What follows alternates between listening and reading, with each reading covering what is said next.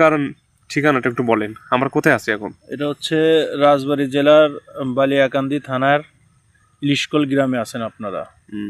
এই যে আপনি যে এখানে পেঁয়াজের দানা দিছেন, এটা কি কি দানা, নামটা বলেন। আচ্ছা, এটা হচ্ছিল সোনালী নবাব। তো সোনাই নবাবটা কেমন হয়েছে, মানে জ্বালাইছে কেমন, জার্মিনেশনটা কেমন হয়েছে আপনার কাছে? আসলে সোনালী নবাবের জার্মিনেশনটা মাশাআল্লাহ আলহামদুলিল্লাহ ভালো।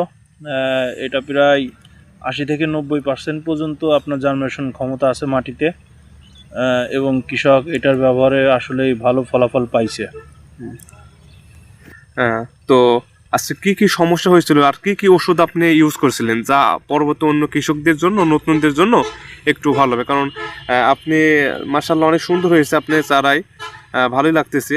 তো কোনো প্রবলেম কি হয়েছিল চারার?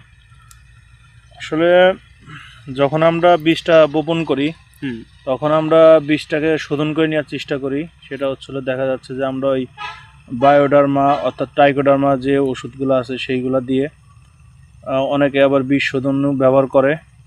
এতে বীজের রোগ বালাইও কম হয়, প্লাস হচ্ছিল মাটি শোধনও হয়, এবং বীজ গজানোর পরে গুঁড়া পচলার যে সমস্যাটা থাকে, আসলে সেই সমস্যাটা থাকে না। আপনি এগুলো ইউজ করেছেন, তাই তো? জি। তো আপনি কি হ্যাপি যে আপনার যেমনটা হয়েছে আসলে ফসলটা? এখন পর্যন্ত জার্মিনেশনে যতদূর আছে মাশাআল্লাহ খুব সুন্দর আছে।